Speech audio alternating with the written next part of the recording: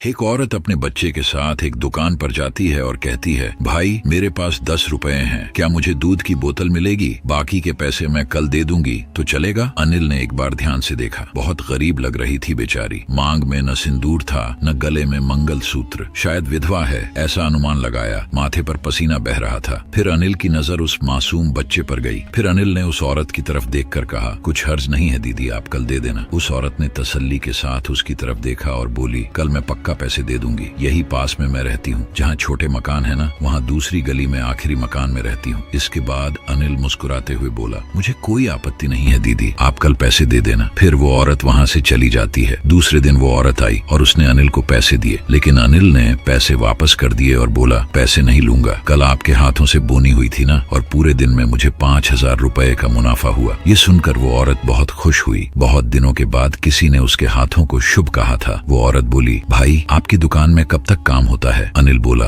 9 बजे मैं दुकान बंद कर देता हूँ। ये सुनकर उसके चेहरे पर मायूसी छा गई। अनिल ने उसका चेहरा देखकर पूछा, क्या हुआ, कुछ दिक्कत है क्या? औरत बोली, भाई इस बच्चे के लिए और अपने लिए मैं कुछ घरों में सफाई का काम करती हूँ। मुझे आते आते 10 बज जाते हैं, तब सब दुकानें बंद हो जाती हैं, जिसकी वजह से मेरा बच्चा भूखा सो जाता है। ये बोल नहीं पाता ना, मैं इसका फायदा उठाती हूँ। बोलते बोलते रोने लगी। अनिल को यह सुनकर बहुत बुरा लगा। वो बोला, चिंता मत करो दीदी, कल से जब तक आप नहीं आओगे तब तक मैं दुकान बंद नहीं करूंगा, लेकिन मेरी एक शर्त है कि आप मुझे दूध के पैसे नहीं देंगी। उस दिन से रोज वह औरत आती और दूध की बोतल लेकर चली जाती। देखते देखते महीनों गुजर गए। रोज की मेहनत की वजह से वो गरीब औरत धीरे धीरे बीमार पड़ने लगी। वो और भी दुबली पतली होती जा रही थी। उस दिन अनिल उसी की राह देख रहा था। घड़ी में 10 बज गए थे। इतने में वो औरत आई। तभी अनिल ने फ्रीज खोला और दूध की बोतल निकाल कर उस औरत को दे दी। दूसरे दिन ठीक 8 बजे वो औरत आई और आकर सिर्फ खड़ी रही। अनिल ने हमेशा की तरह उसको बोतल दी। इतने में नीचे कुछ गिरा। उसको उठाने के लिए नीचे झुका और उठाया तो तभी वहाँ से वो औरत जा चुकी थी। अनिल से उसका चेहरा देखा नहीं जा रहा था। उसको लगा कि पैसे न होने की वजह से वो डॉक्टर के पास नहीं गई। अनिल को उसके घर का पता अच्छी तरह याद था। अनिल उसके घर के पास आया। उसके घर के आसपास कोई नहीं रहता था। अनिल दरवाजा खटखटाता है, तभी दरवाजा खुल जाता है। अनिल जैसे ही अंदर जाता है, वहाँ बहुत गंदी बदबू आती है। अनिल रुमाल लेकर अपनी नाक पर रख लेता है। वहाँ बहुत अंधेरा होता है, जहाँ से बच्चे की खिलखिलाने की आवाज आती है। अनिल ने दीवार में हाथ मारते हुए बिजली का बटन चालू किया। सामने खौफनाक नजारा। अनिल की आंखें खुली की खुली रह गईं। सामने उस गरीब औरत की लाश पड़ी थी। उसका शरीर धीरे धीरे सड़ रहा था। उसको देखकर ऐसा लगा जैसे उसकी मौत 3-4 दिन पहले ही हो चुकी है। उसकी आंखें अभी भी अपने बच्चे को देख रही थीं। ऐसा लग रहा था मानो रो रो कर उसके आंसू सूख गए हों, और वो मासूम बच्चा अपनी माँ को देख रहा था। उसको तो पता भी नहीं था कि उसकी माँ की मौत हो गई है। वहीं बाजू में खाली 3 बोतलें पड़ी थीं। उस बच्चे को विश्वास था कि माँ मरने के बाद भी उसको भूखा नहीं रहने देगी। दिल दहलाने वाला नजारा था। अनिल को विश्वास नहीं हो रहा था कि 3 दिन से वो एक आत्मा आ रही थी उससे दूध की बोतल लेने अपने बच्चे के लिए। अनिल ने उस बच्चे को उठाया और घर की तरफ चल पड़ा। फिर अनिल उस औरत का अंतिम संस्कार किया और उस बच्चे की परवरिश करने का फैसला लिया। अनिल को विश्वास है आज भी उसकी माँ की आत्मा उस बच्चे के साथ है।